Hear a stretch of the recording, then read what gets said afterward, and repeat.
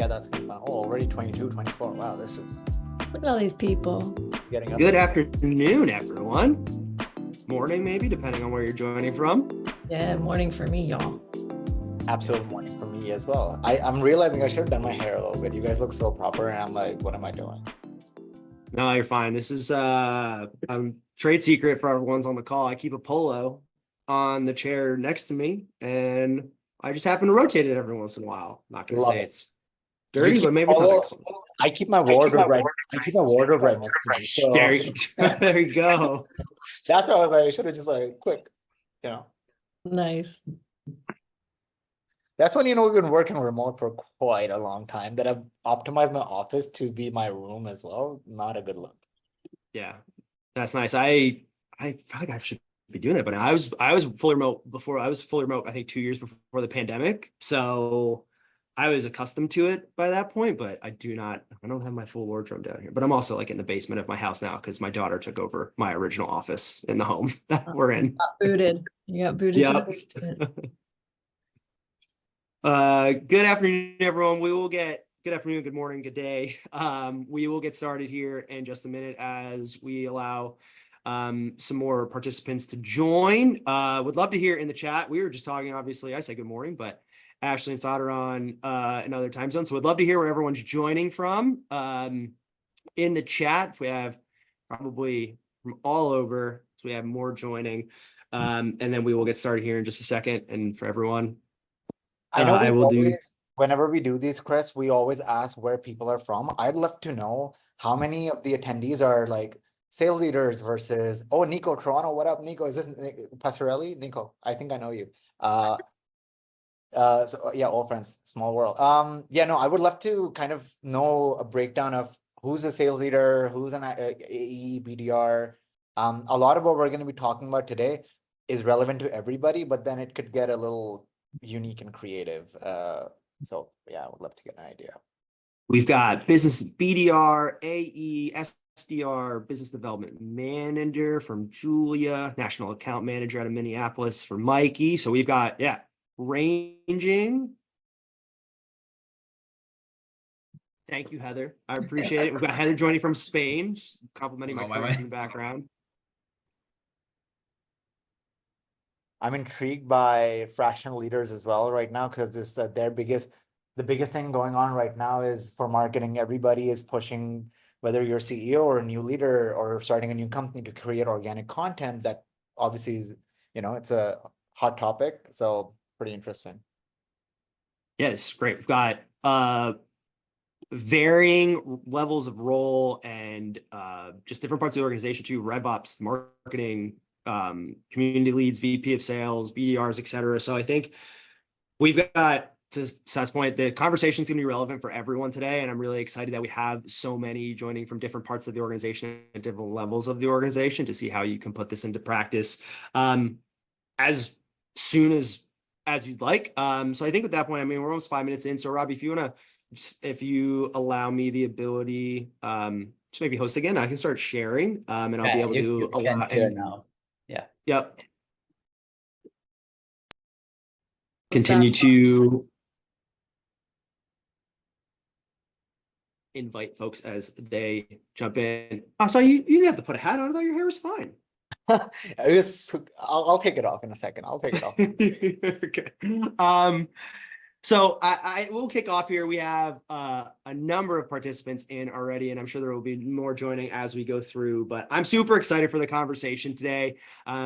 For most of you don't know who I am. I'm sure you're very familiar with Ashley and Saad, but my name is Chris Contino. I'm one of the enterprise account executives here at EvaBot, and I will be your moderator today. But I will admit that I'm just as excited for the conversation that we'll be having as each of you. And I think we were talking before this call, but I think everyone joining here can agree and appreciate that in the sales environment today, when you're approaching outbound, a full multi-channel approach is absolutely necessary, but there is a stark difference between success in cold calling and success in cold email and success on LinkedIn, because it just requires a completely different approach. You've got to build a personal brand. You've got to develop a voice. You have to be able to share and develop thought-provoking content, and being able and effectively engage your audience and do all of those things to be able to earn the right to effectively position yourself to your prospect and start generating meetings from LinkedIn. And that's what we'll get into today in a number of different ways with Ashley and Saad. And for everyone who's not familiar, we've got Ashley, who's the North American Sales Director for Flosum.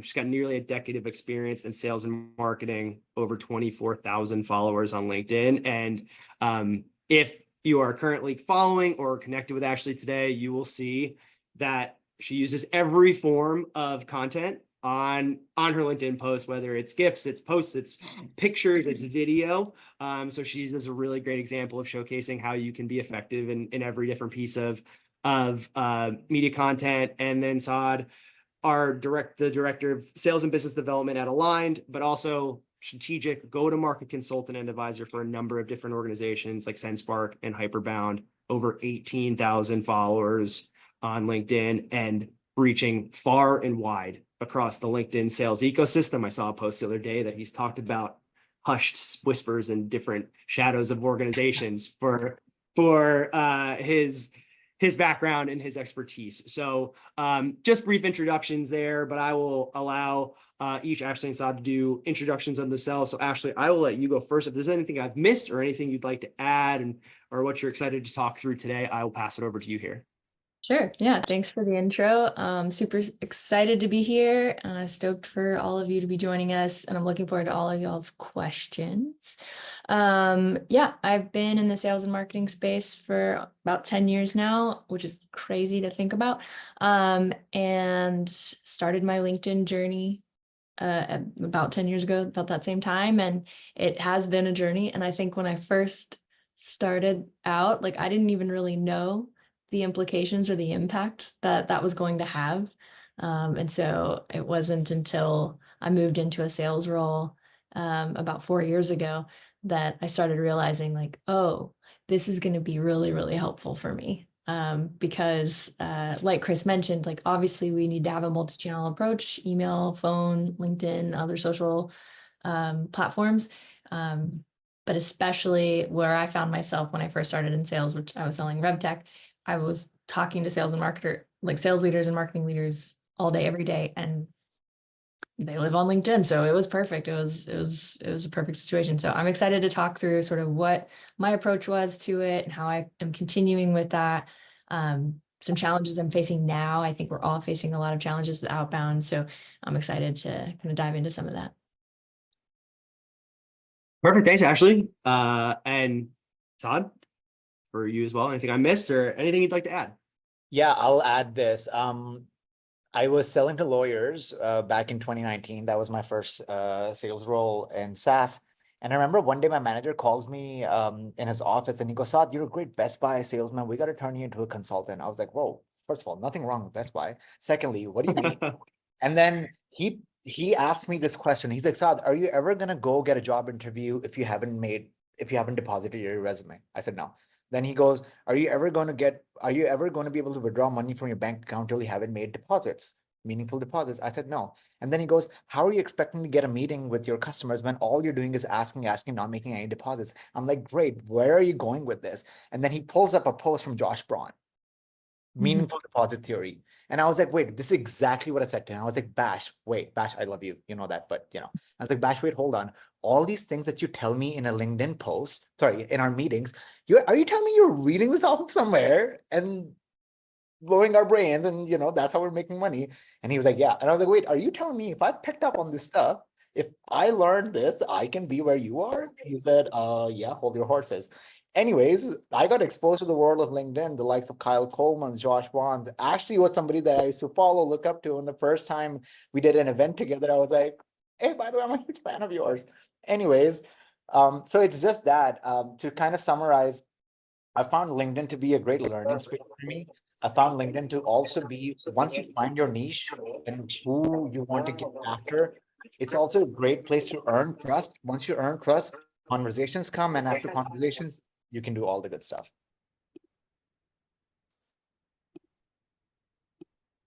There was some noise coming.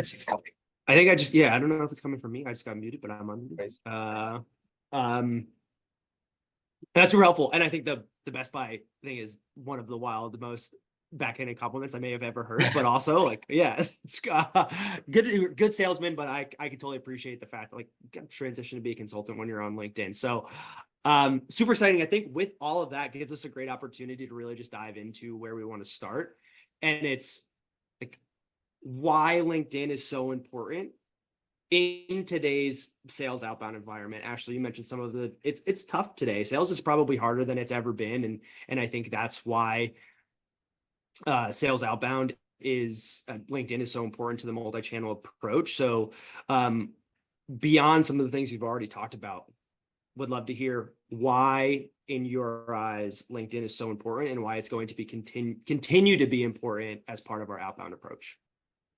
Yeah, I think, we'll dive into this a little bit more probably later, but in our prep for this, I mentioned like you can't talk about booking meetings using LinkedIn without talking about building your personal brand on LinkedIn.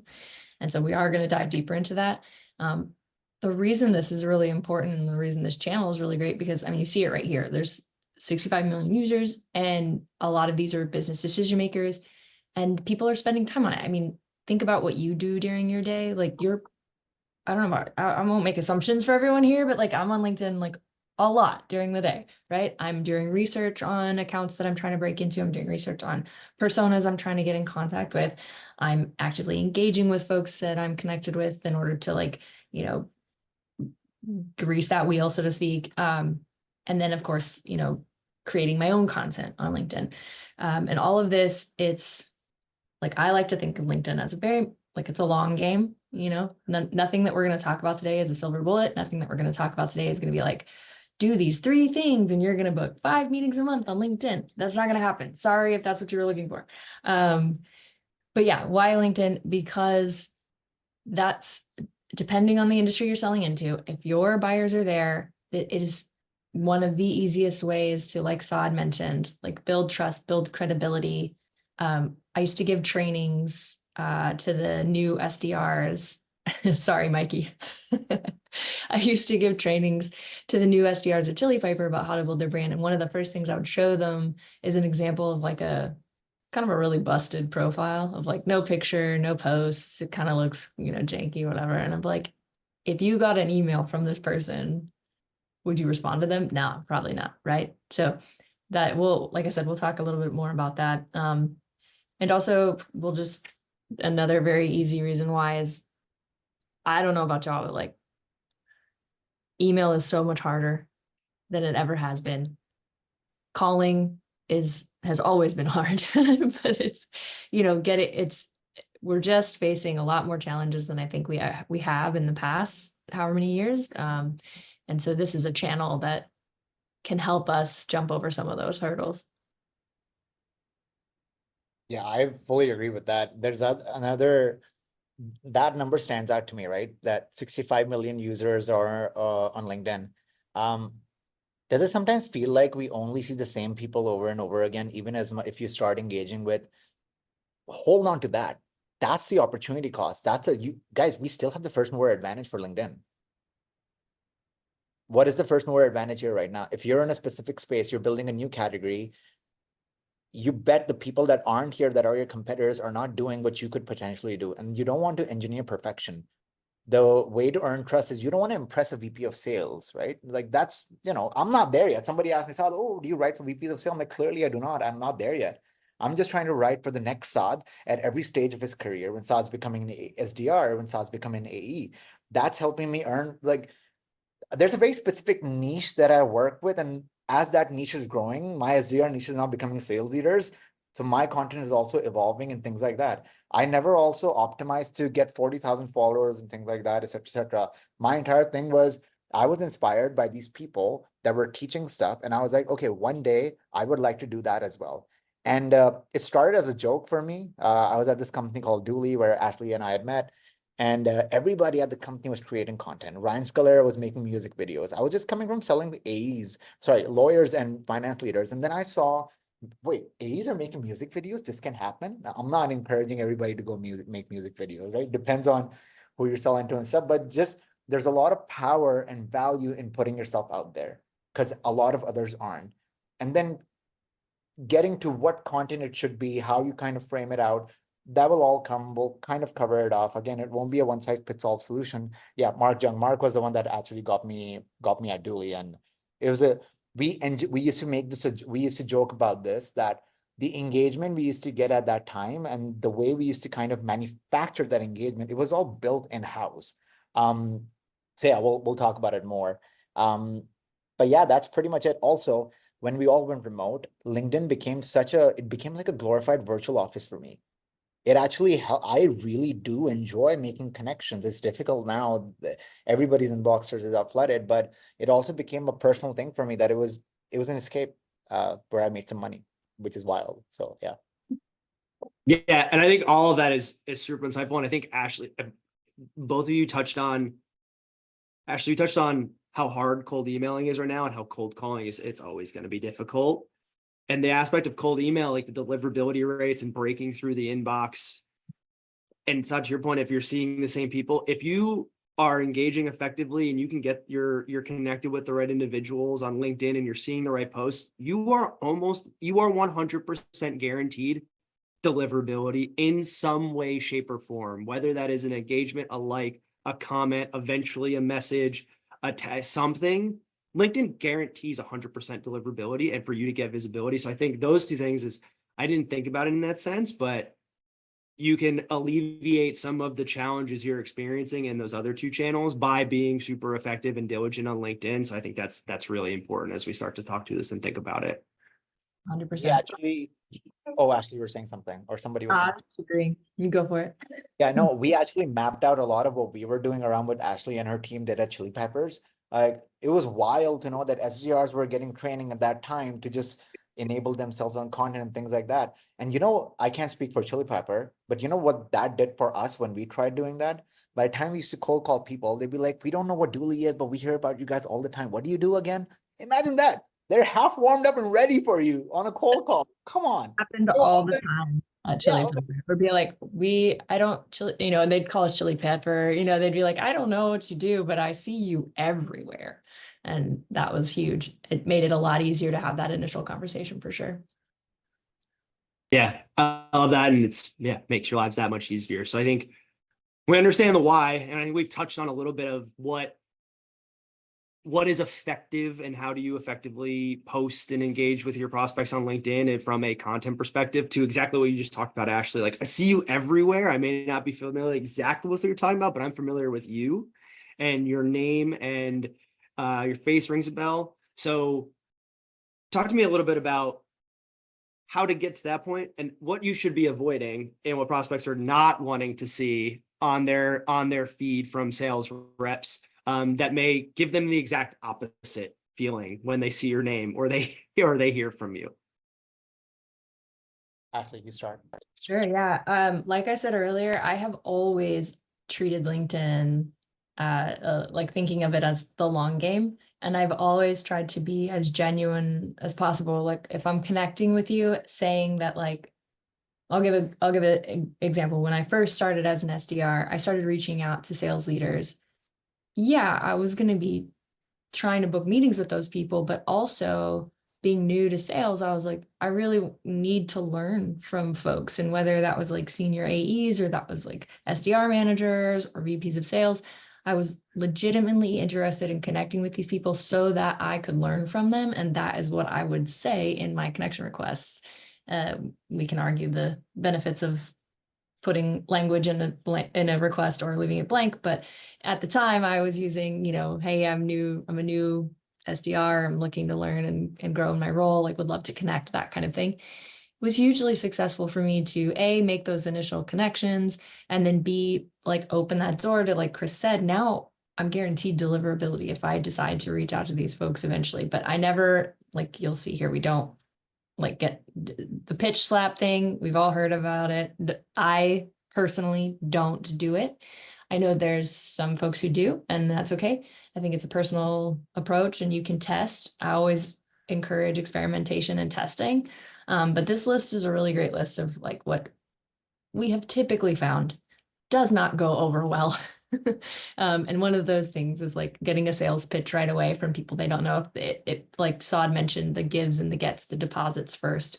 If you don't know this person and you haven't provided any kind of value, been any way, shape, or form, some sort of resource to them, then asking them right away to like listen to you pitch about your product, I'm gonna just say right now, they don't give a shit.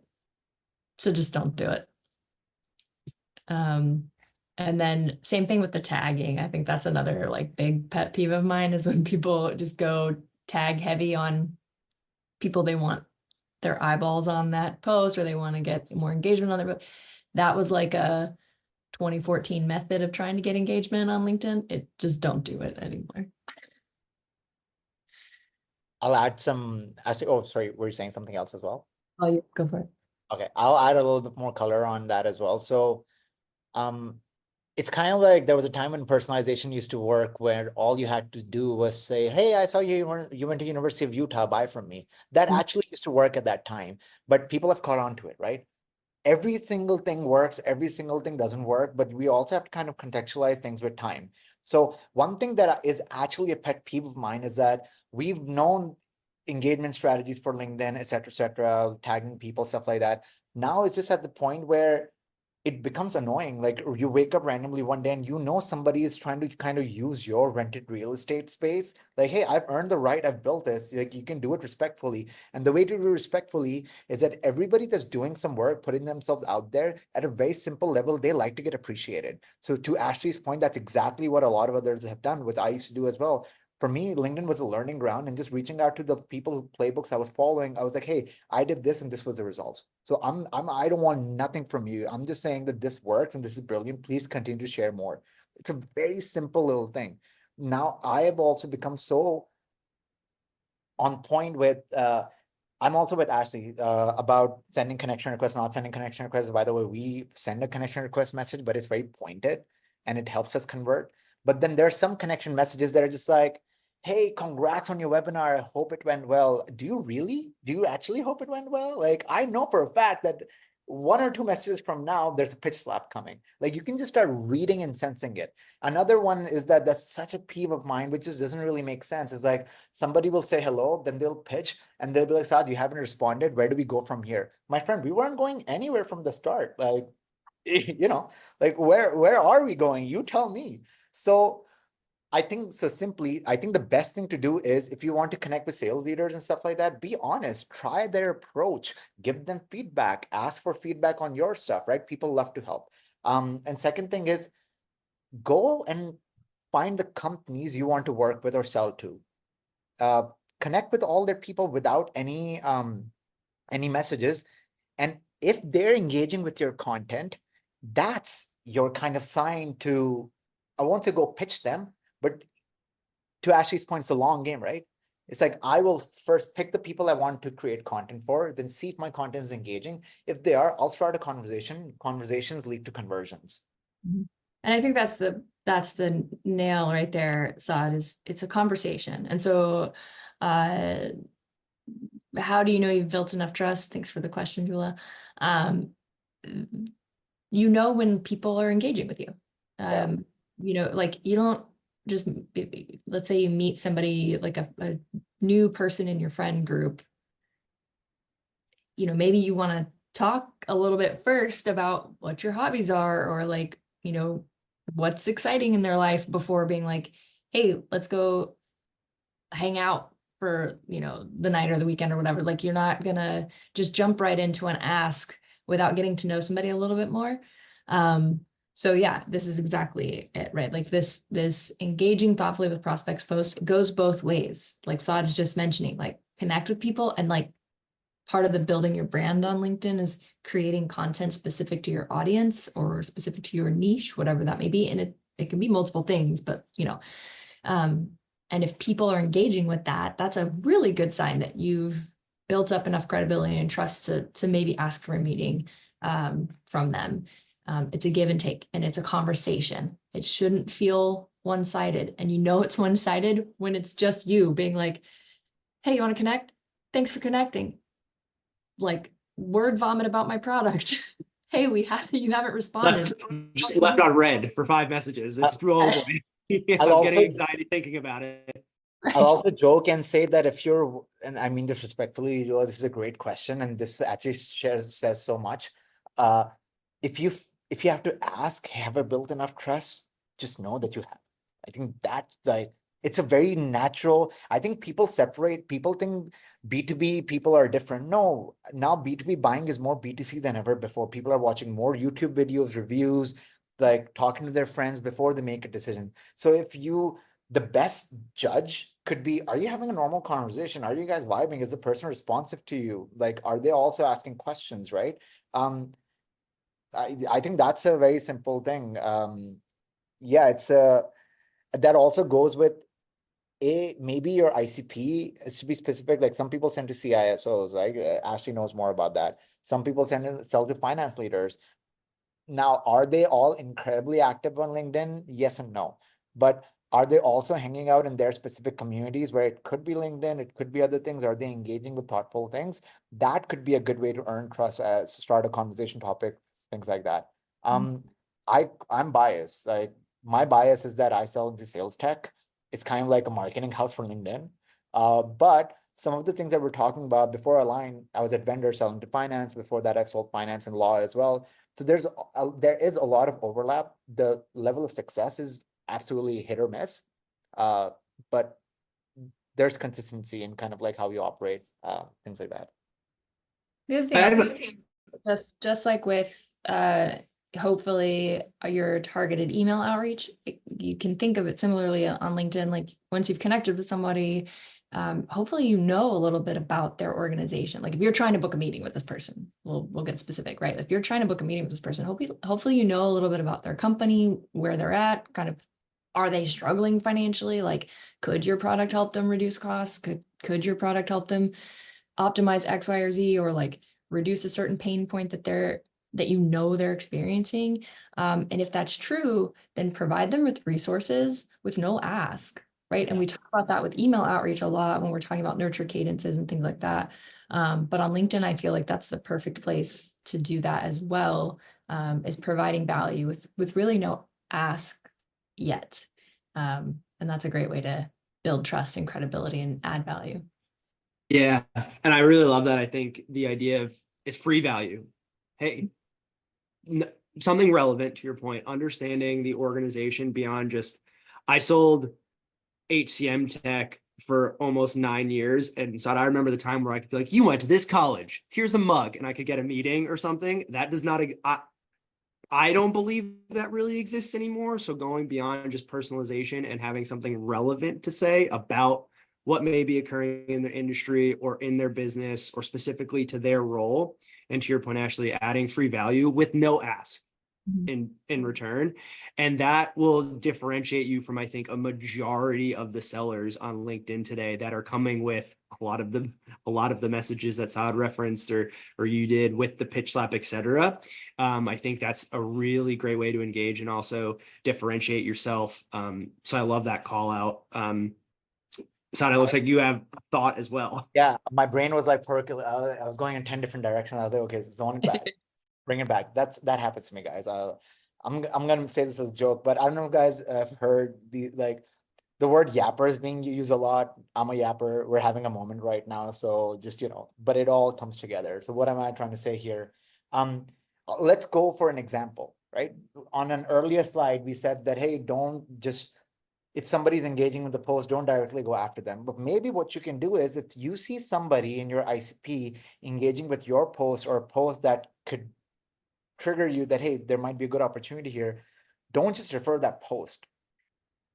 Don't just be like, hey, I saw you liked Ashley's post, you should buy from me. No, that should be your opportunity to go do more detective work. Hey, this person is liking this post about this topic. They work at this company. Can we solve this for them? If 2 + 2 = 4, like contextualize just a little bit more. That's when you can be like, hey, we actually work. I saw you like this post. We actually work with your competitor. We help them this way. Why can't we? Would you be open to a conversation there? I can actually share my screen. I literally pulled up this example right earlier. So I said sales leaders, right? Like this is an HR leader. First message to her was that, hey, you work at this organization. We work with your competitors.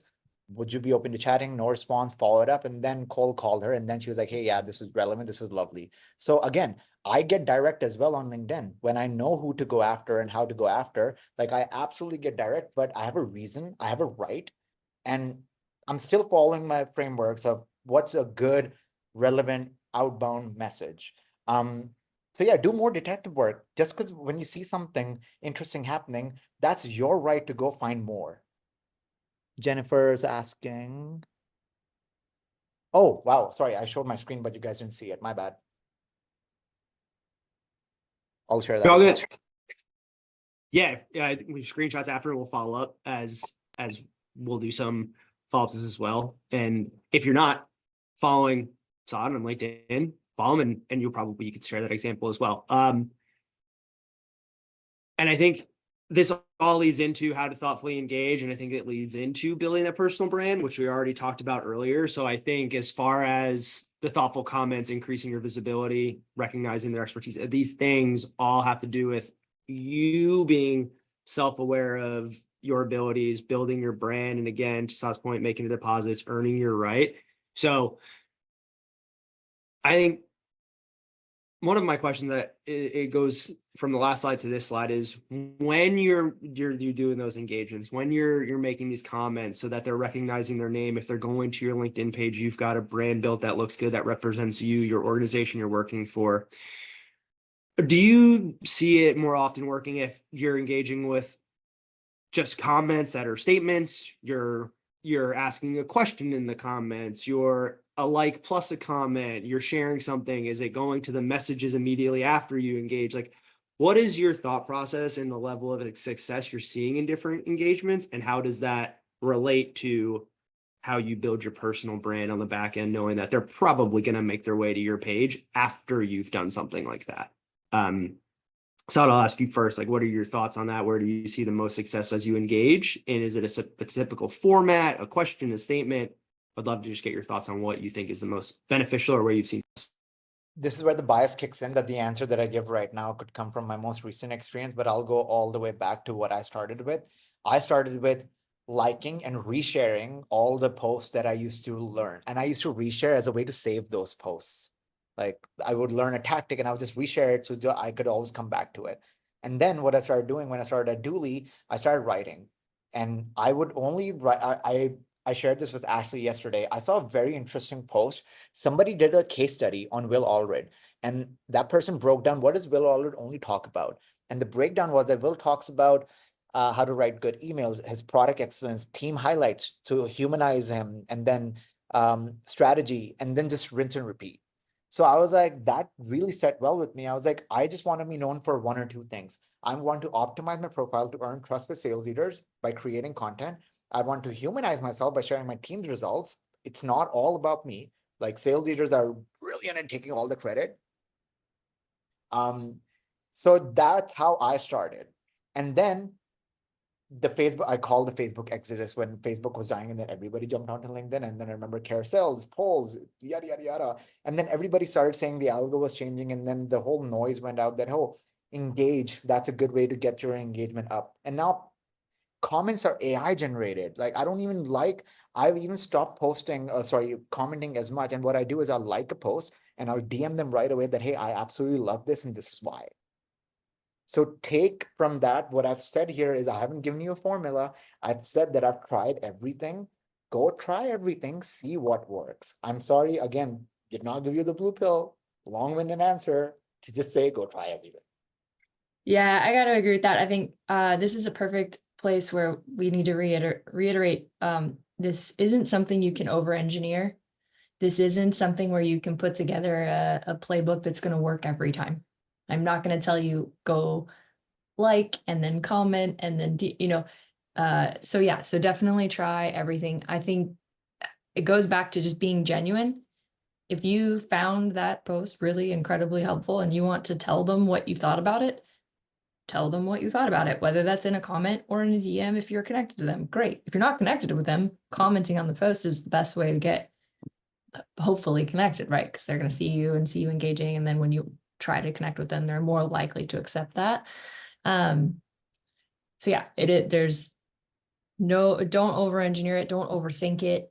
If you're genuinely like interested in what they're saying, or you have a point of view about whatever it is you want to, they're posting about and you want to comment on, share that point of view, right? Like that's what this comes down to, is being genuine and authentic and having a point of view in this space that you are living in, whether that's rev tech, HR tech, DevOps, like whatever it is, you're in that niche. And the more you engage with folks on LinkedIn and the more you learn from people on LinkedIn, the more you'll have something to say in your own content. Can I tap on? Oh, sorry, you were saying something, Chris? No, go ahead, Saad. There's some interesting questions kind of tying into kind of what we were talking about. I want to quickly answer Ryan's first. Ryan, your answer is in your message. So think about this, just rework this a little bit. What is a good cold call? Jennifer, I'll answer your question as well together. Wow, I'm about to do 2 in 1. So a great cold call is, hey, Jennifer, I work with other sales leaders and they've told us that due to X problem occurs. Are you going through these problems? Am I shooting the wrong door, or like other sales leaders, you're going through that problem as well? They'll say a yes or no, and that's your in to go with your pitch. Like that's how I like to start my cold calls. Hey, you might not like me because this is a cold call, but I've done my research, work with other sales leaders. They see this problem exists. If it does for you, would love 30 minutes of 30. Nobody's giving 30 minends, 30 seconds of your time. If not, then Flip side, Ryan, you said that you found a helpful resource and you sent it to people saying that, hey, Mandy, found a relevant resource about programs in the indoor space. Flip that. Be like, hey, Mandy, found a relevant resource that we've been sharing our people we work with that are your ICP, and they tell us this problem exists. Do you go through this as well? That's a yes or no, just like problem statement question. People should hopefully respond to that. I used to work at a company called Enable, and we used a tool called Duck Soup. It was LinkedIn automation. Yeah, I did that. Guess what the first question we sent out was? Automatic. Hey, notice that you do volumetric rebates. Are you doing them manually? Are you calculating rebates manually, or do you have a software to do it? The whole value prop of the business was that rebates are impossible to calculate, and everybody was doing it manually, and that was a trigger point. So we used to just send like, hey, are you going through this problem? If they said yes, that was our end. Again, I'm not encouraging you go do LinkedIn automation, things like that, but I'm telling the reality of kind of what helped me figure out this answer. Yeah. And I'll just say, like, just like when you're talking about email outreach and phone outreach, it's kind of up to you to know when to move on. So if you've sent a few resources, if you feel like you've added a lot of value and they haven't responded to you, move on. That is not the door that then you go and pitch slap them, especially if they haven't responded to you, right? That's just, and whether that's okay, I've reached out 3 times, or it's been a month or 2 months, like you have to decide that threshold. But just like with any other channel, that's kind of what I would think about.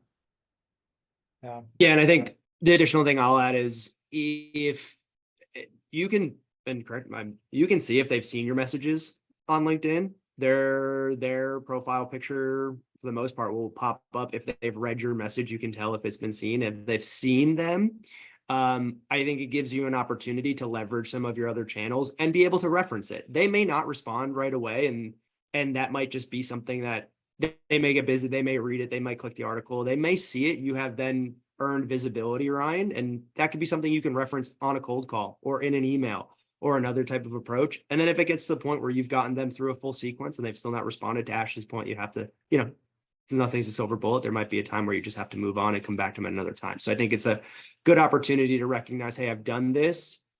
I'll try a different route. Maybe they're just not engaging with me on LinkedIn, but if you call them, they may say, oh yeah, Ryan, I appreciate it. I actually did see it. You earn the meeting that way, but it's because you've done the work at another channel on another time that has netted you the opportunity to ask for that meeting on a call, in an email, etc. So I think a great conversation and a lot of great messages in the chat. And I just want to be cognizant of everyone's time. And I think a lot of the stuff that we've been talking to is leading to effectively building yourself and your brand on LinkedIn, because we all know that eventually you want your prospects to recognize your name. You want them to be on your profile and find things insightful that they can connect with. So this is something I'm personally working on now. So this is probably I'm most excited about this part of the conversation in regards to building your personal brand on LinkedIn, and what are some of your best tips and advice for doing that. Yeah, Ashley, you're leaned in. I feel like this is something you're pretty excited to start on. So I will pass it over to you, Ashley. Yeah, I love this. I have a whole hour-long presentation about this that I've given to many, many teams. Again, something not to over-engineer, and it's very helpful if you do have a framework, especially if this is something new to you or you're just getting started, right? It can be scary. You're like, what the hell do I write? Why does anybody want to listen to what I have to say? My first thing is that you have value to add, whether you're a first-time SDR or you've been in the industry for 20 years. You have value to add to someone. And Saad mentioned this earlier. When he first started, he was writing about his experience as an SDR. As he moved up in the world and was then an SDR manager, he's starting to share content around what that looks like. And then, as people are moving up, you're sharing your experience about being a sales leader, right? Or whatever that role is, that progression that you're experiencing, you're sharing that content relative to where you are in your progression. Morgan Ingram was somebody who inspired me when I first started. When he first started as an SDR, he started the SDR Chronicles, which was actually a YouTube series. And really his whole point of doing it was just to document his experience. Wasn't to book meetings, wasn't to become an influencer or a thought leader. Those words probably weren't even being thrown around yet, but it was simply just to document his experience. And it was fascinating. And it became this really helpful resource for new SDRs, myself included. It was great. And so I took a page from his book and was like, when I first started as an SDR, I used the hashtag Ashley in Sales, and I shared my experience of what I was getting myself into. This was this new crazy world of sales. I'd come from marketing. I was an SDR now. I had been a head of marketing. People were like, what the hell? Why'd you make that jump? And it was a fun story to tell. And so I did. I think the other thing I'll say about building your personal brand is we've mentioned niche, and we've been talking specifically about your ICP, your target personas, your target, audience. And I think that's important. You obviously want to be creating content around the things that those folks are going to care about. And people buy from people. So you're a human being with other interests outside of your work and your role. And there are other human beings out there who probably also have the same interests. So I believe it's Josh Braun, who is also a triathlete, right? So Josh shares a lot of content around sales and outbounding and, just really awesome sales content. If you don't follow him, you should. But he also shares stuff about triathlons, which doesn't have anything. I mean, you can connect the dots, but he does a lot between triathlon training and selling and this and that and the other. But that's a great way to showcase something that is important to him that maybe other people can relate to him on, other than just sales content. So my point is, this framework or these bullet points of types of content to share is great. And just make sure that, again, it comes back to being genuine and authentically you, because Saad might see my content about, sales specific thing and be like, yeah, that's valuable, cool. But then you might, the next day, if I post something about, I don't know, surfing, because it's clear I surf. So then, maybe he also is wants to learn how to surf. And so that's even more interesting to him. And now he's even more interested in who I am and what I have to say. Silly example, but there you have it. No, it's such a smart one. What I've always look, nobody reprimand me. And if anybody wants me as a founder someday, don't hold this against me, but I have no intention of starting a software business. Whoa. Sales leader does not want to start a software company. No, I want to do events. I want to hold events. I DJ on the weekend. I am a very normal person. I like to go out with my friends. I like to spend a lot of time with my family. I have hobbies. I have passions. I've also chosen to really measure how I bring them on LinkedIn. I'm not saying don't share your personality.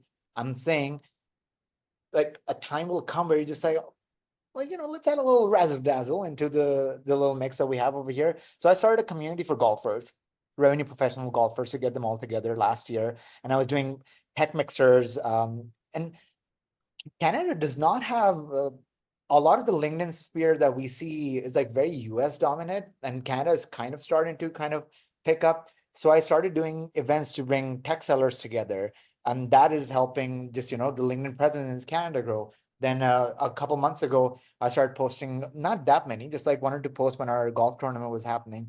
Through that, I connected with a lot of other sales leaders because I know they play golf and things like that, et cetera, et cetera. So I'm manufacturing it. I kind of know what's going to hit, right? Like it sounds so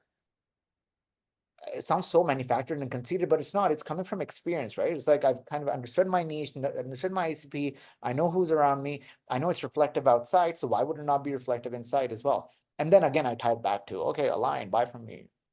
Wait, so you're telling me sales leaders like golf? Interesting. I don't know how I found that out. I was a shock to my system as well. Weird, right?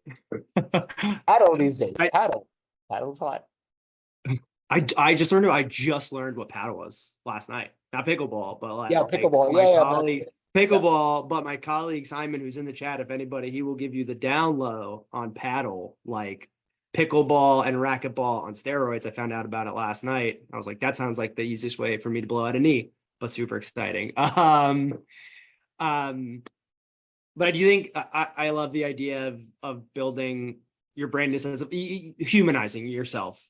I think as a sales rep, inherently, when you see I struggle with this sometimes, you see your prospect and the title and their experience, and they are very business and professional forward. You kind of like, oh, have I earned the right, and with my experience, with my expertise, etc., to comment, to have those things. But as you see more individuals that are building that brand and you are building it yourself, I think it really helps to humanize each other and and be able to have a conversation that maybe isn't business focused. It's not about like, notice you play golf. Crazy. I actually broke 78 for the first time this year. What's your low? Like, what's your handicap? Like, have a conversation that way. And now we've made it. Did you actually break 78? I shot 78 and then followed up with a 96. So for anyone in the chat who understands golf, that is like the most golf thing you could ever do. But to have a conversation, humanize yourself, and then eventually connections lead to conversion and conversations lead to conversion. So I think it's super important to be able to leverage some of these things as you're building out your personal brand. And I think we'll use the last 12 minutes here to talk through some process at this point of like, how do you effectively do these things? So I know from a manual process, and this was my process for a long time, of like, how do you effectively do all of this engagement on LinkedIn? And from having multiple tabs open and finding the right posts to comment on for your prospect, and do I comment on a post that's a week old, or what that looks like? So I will talk a little bit about in the next slide of like how we're leveraging it from an EvaBot perspective to do it effectively, and what my process is. But Ashton, I would love your thoughts on it, like how you've made your lives easier from the perspective of effectively using LinkedIn as it evolves, but also technology evolves as a whole. Saad, if you want to go first. Sure. Yeah. I plug for EvaBot. One of your SDRs, Chintan, he booked a meeting with me last year around November, December. It was a really good personalized message. And I responded. And he goes, "Oh, do you want to see this in action?" I'm like, "I don't know, man. I don't know about AI." And he's like, "By the way, this meeting was booked by EvaBot." I was like, "Huh, tell me more. Like, tell me, look, that's the reality. If something works and you deliver the right way, then you follow up the right way. Nobody's an idiot, respectfully. Right? If you're saying if you're saying the right thing to the right people and they're still not resonating, then let them go.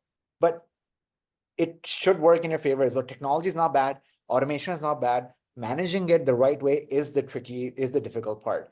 Everybody's utilizing tech right now. So if a tech could be a complement to your process, not become your process, I say absolutely go yes. Second thing is, so there's a lot of tech right now, things like that. What we like to do is we'll track if people are following our LinkedIn page, if they're engaging with our content. So that's like a check in our head, like, okay, they've done two things.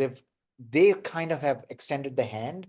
So I'm like, okay, if they start doing more things, if you have their customers as, their competitors as customers, things like that, I'm keeping a score in my head and then going after them. And this is what I've learned. My hypothesis is that if you really nail down who to go after based on some variables or signals, the message becomes a medium. You really, like, message is just a delivery mechanism. Nice. That's Yeah. I agree. And also, I think to answer your question, Chris, about like kind of how I'm using LinkedIn and using technology as it starts to evolve. Again, technology is not bad, automation is not bad, AI is not bad. It's how we use it. And I think, unfortunately, you put all of those things in the hands of somebody who is lazy and doesn't want to actually do the work or actually connect the dots. And then it ends up sending shitty messages and people get mad. And, then you get all the commentary about AI being trash. Where AI can actually help is in time savings on research. So I used to spend a lot of time looking for a 10K report, trying to, going to websites and trying to figure out how different organizations make money, going to job posting or their careers pages and trying to figure out, are they hiring? Are they not? Looking at LinkedIn Sales Nav, and Sales Nav has evolved so much, and like there's a lot of helpful information on there now too. But yeah, using a solution like EvaBot or using Perplexity, I think you mentioned that. I love Perplexity, and being able to use AI to help answer the questions that you're asking already. Like you're going to Google, you're going to their website, you're going to Sales Nav, you're going to all these places to try to find answers to those questions. Well, instead, you can get those all centralized in one solution that is using AI in order to kind of collate and distribute that information. And that helps contextualize your outreach, your messaging, maybe even content you're creating. And that way you can, do this in a more effective way. Cause like, this is definitely an option, this manual hard way. It's a way. And I think I still do this sometimes, right? I'm not doing everything with AI. I'm not doing everything automated. That's not how I work, but there is an easier way. I'll add another thing there. So I know AirBot can do this, but we used to do this manually. If you go on LinkedIn search bar, you can hashtag search any hashtag, and anybody that's made a post with that hashtag, all those posts are going to pop up. So let's imagine you're selling finance and the finance leaders are worried about cutting tech spend or something like that. You'll find that hashtag or whatever the hot hashtag is right now. You just post that in LinkedIn search. It will show you all the posts for that particular topic. You can also sometimes search topics, and LinkedIn search will show you the posts. Then what you do is go start finding the specific comments that are actually trigger engaging. ICP is actually saying things that could help you convert, and then find a way to message them. This is a true story. One of somebody that I coach, Pat Scanlon, he is the SDR lead at Colab Software. They sell to engineers. They're also a new category product, but their CEO used to work at Tesla, all that stuff. He gave up a massive job to go start this company. They're educating the engineering industry, and they're booking a lot of meetings off of LinkedIn. Whoa, what? Engineers on LinkedIn? So what they do is they have a RevOps specialist that tracks every single post, scores all the posts on spreadsheets, give the reps the purple light, and give them a limited list of people to go after based on engagement scores, and they convert. Now, I do know there's tech for it now, but just, processes, you can create, manufacture your frameworks, and then once you know how to crawl, walk, and run, put it all in AI. Mhm.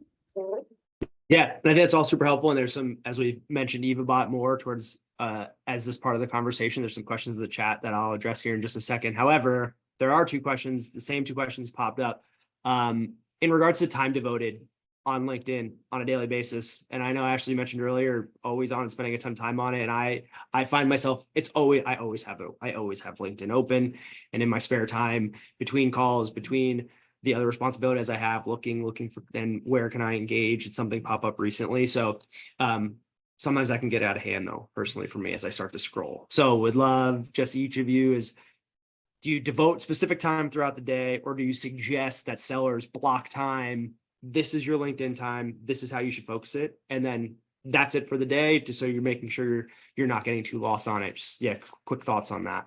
I am always an advocate for time blocking. Do I do it always? No. But I will always 100% advocate for time blocking because it will reduce that slippery slope of like, okay, I went on LinkedIn to just engage with like 4 or 5 people, and now it's been half an hour and I haven't, and I'm like scrolling and doing whatever.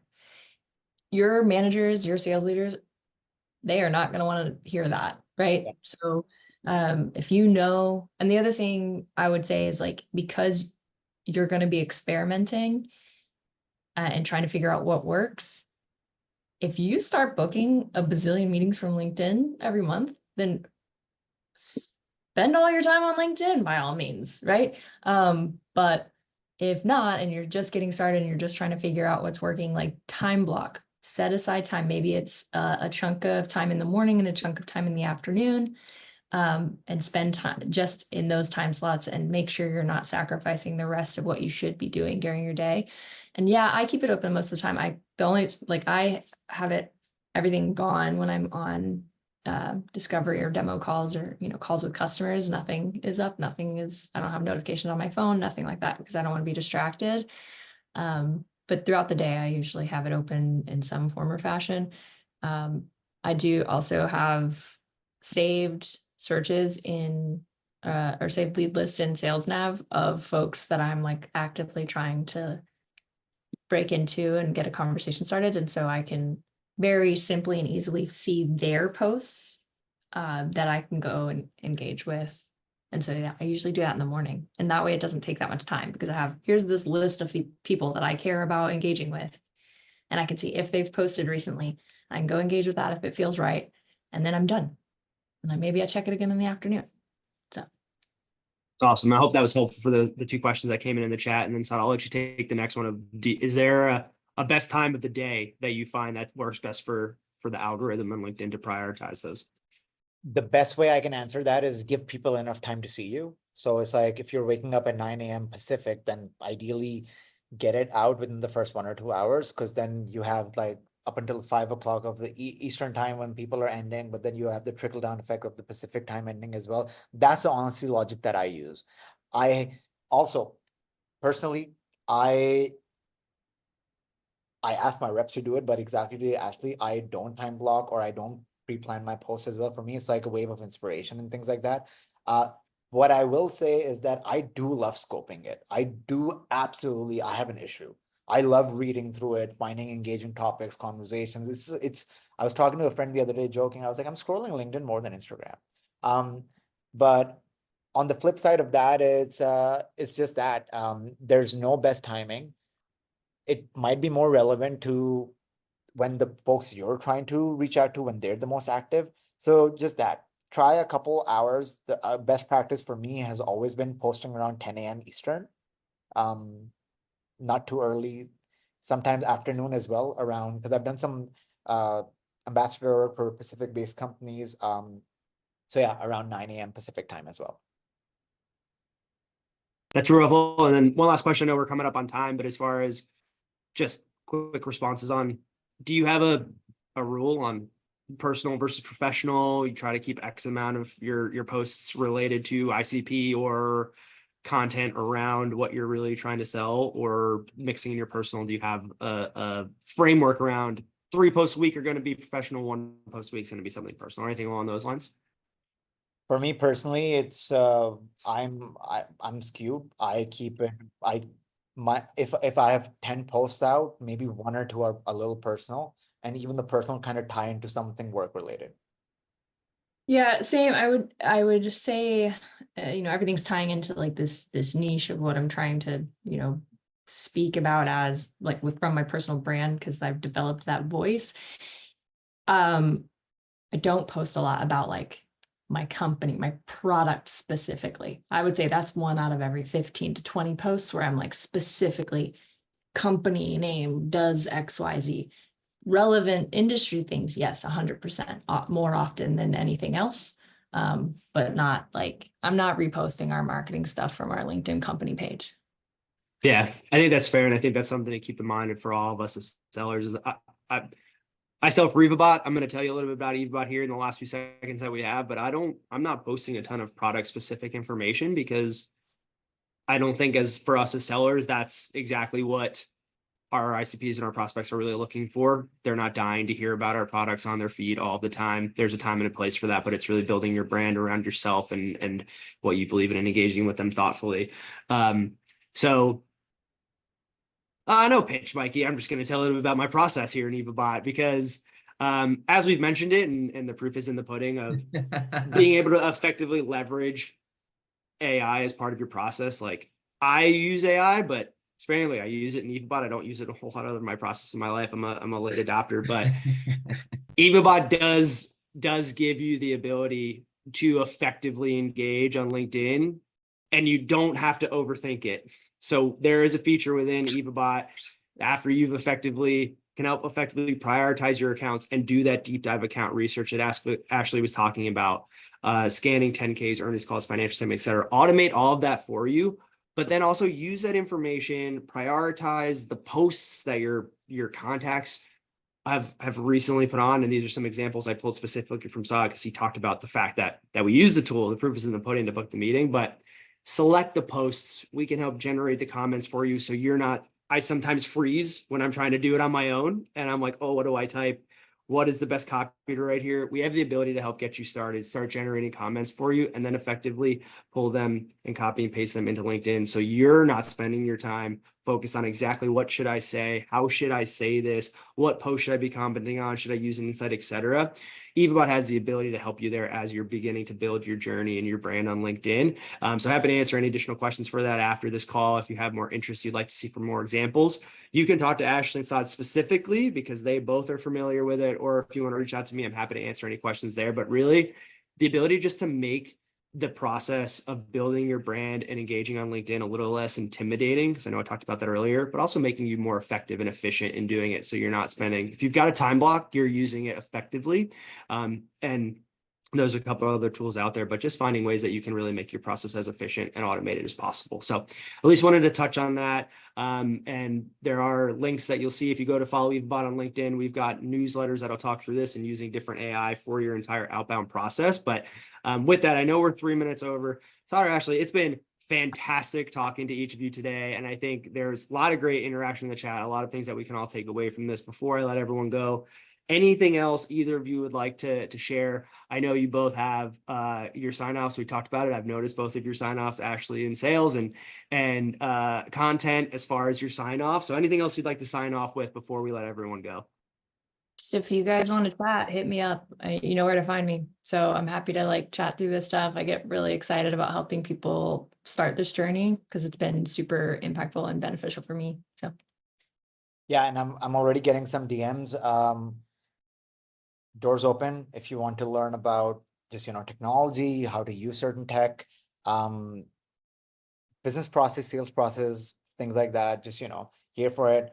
I hope if you take something away from this is like we're approachable. That doesn't mean that the calendars are always open. Everybody loves to help, so we're here for it. We're better for it. So that is all. Perfect. Thank you all. Thank you everyone that joined today. Obviously, Saad and Ashley, DMs are relatively open, but don't abuse the right. Mine are open as well if you have any questions about what we talked about today or EvaBot as well. And look forward to connecting with everyone going forward. Thank you both, Ashley and Saad. Thank you everyone for joining. Enjoy the rest of your week. Happy prospecting. bye all. Everybody, thank you.